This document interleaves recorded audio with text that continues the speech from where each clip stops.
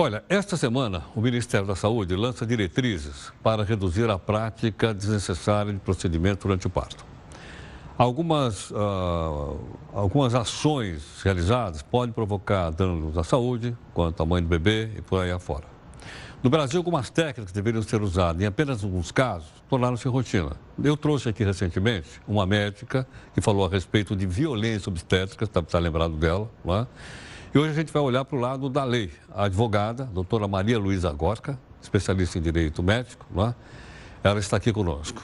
Maria Luísa, boa noite, obrigado pela gentileza, prazer em conhecê-la.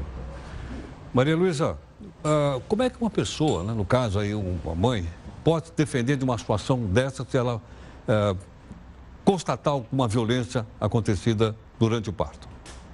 Em primeiro lugar, a informação, né? Tem muitas coisas que acontecem corriqueiramente e que são uma violência e a pessoa não sabe.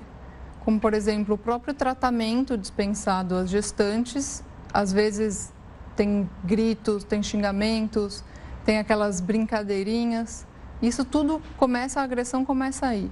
Tem muitas outras coisas, lesões corporais que acontecem, procedimentos sem consentimento, tudo isso a gestante pode e deve procurar a justiça. Ela pode tanto ir para um juizado especial ou pode procurar um advogado. E existem várias medidas que ela pode conseguir, tanto criminalmente quanto civilmente. Sim. Quer dizer que, portanto, as pessoas não devem se submeter a isso, né? E achar que isso são coisas normais, que não são.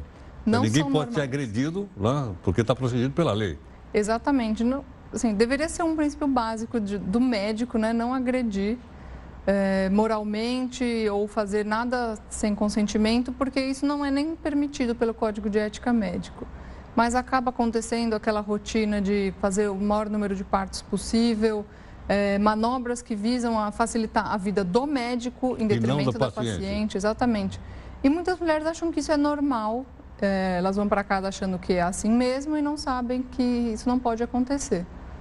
Como é que ela pode provar uma coisa como essa? Não é complicada? É difícil. Ela já disse que ela está sozinha, mas o médico está lá acompanhado de outros seus colegas ou de enfermeiras. Exatamente. Que vão testemunhar contra. A questão de estar sozinha já é uma violência, porque a mulher tem, por lei, o direito de ter um acompanhante que ela escolher.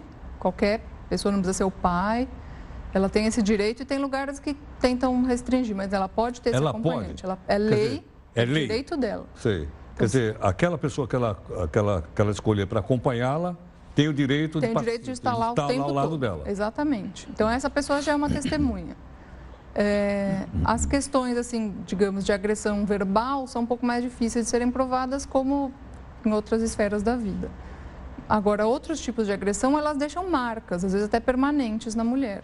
Como, por exemplo, um procedimento muito utilizado no Brasil e que pela Organização Mundial da Saúde não deveria chegar nem 10% dos casos, é a episiotomia, que é um corte que os médicos fazem na vagina, perto do períneo, para abrir mais e facilitar para eles a saída do bebê.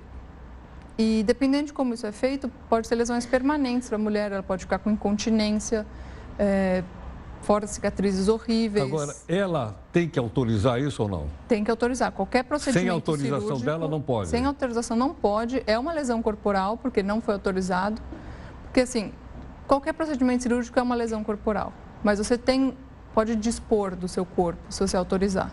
Então, se não for autorizado, é um crime. Caso a mulher seja informada, olha, nesse caso é necessário, a senhora autoriza, as consequências podem ser essas e essas, vamos fazer assim, assim... É o consentimento informado, que é um dos princípios que o médico tem que se guiar. Ela pode ser feita. Agora, simplesmente o que acontece é, está demorando, vai lá e corta.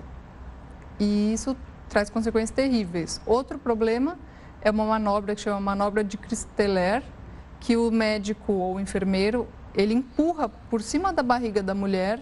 Às vezes, tem médicos que chegam ao cúmulo de subir na barriga da mulher para tentar dar um empurrãozinho para o bebê sair. E além das muitas lesões que pode gerar na mulher, quebrar costela, hematomas, pode gerar lesões gravíssimas no feto que está lá dentro, que ele está sendo amassado, né?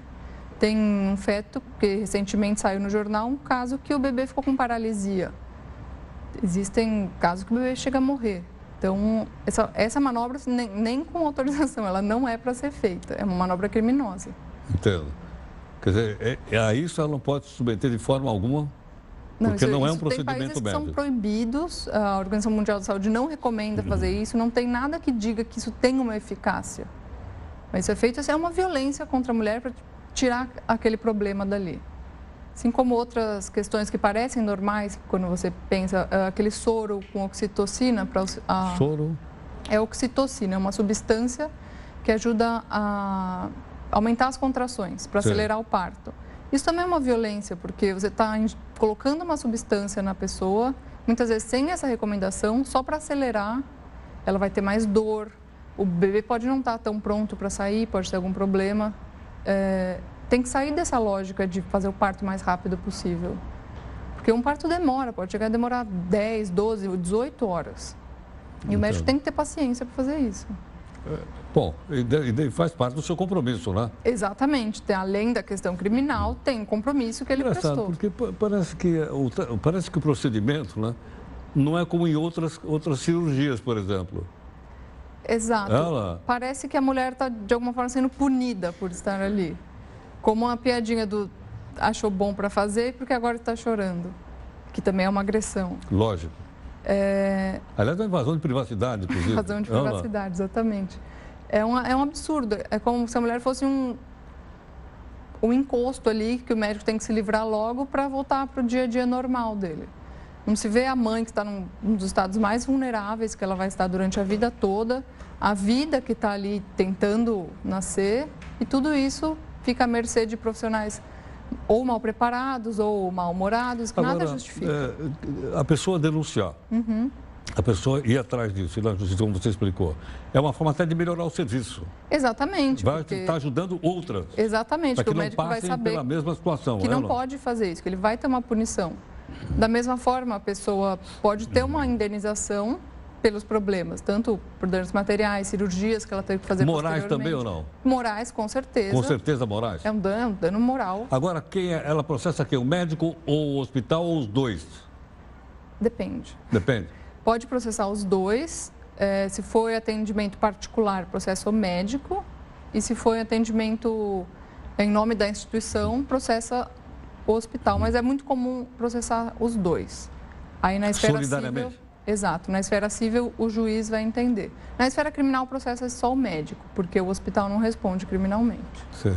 Mas ele responde civilmente. Responde civilmente. Até moralmente, se houver dano moral, ele responde. Se o juiz entender que tem a solidariedade, responde pelos danos morais também. Agora, essas coisas sempre existiram, são mais intensas agora, ou as pessoas estão tomando consciência e estão vindo para divulgar? Sempre existiram e as pessoas estão divulgando mais. Inclusive, tinha práticas até piores antigamente, que felizmente não são mais praticadas. Um exemplo é o que eles sedavam as mulheres de uma forma que eles davam uma substância que ela ficava com amnésia, ela não estava anestesiada, ela simplesmente esquecia todo aquele sofrimento. Então, felizmente, isso não é mais realizado nos partos. Gentilmente, a doutora Maria Luísa Gorka, especialista em direito médico, aqui conosco. Maria Luísa, voltando então a todas essas questões que você lembrou, aliás, muito bem, como fácil, né? Não é, além da questão punitiva dos excessos que você citou, eu acho que envolve também uma questão educacional, ou não? Com certeza.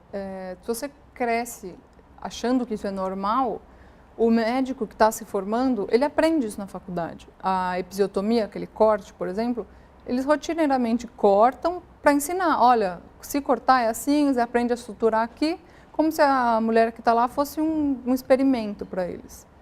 E eles crescem nesse ambiente, são formados nesse ambiente. Então, não teve um pensamento diferenciado, pensamento de acolhimento da gestante, dos direitos da gestante. Ainda tem aquela ideia de que ali na sala de parto eles mandam em tudo.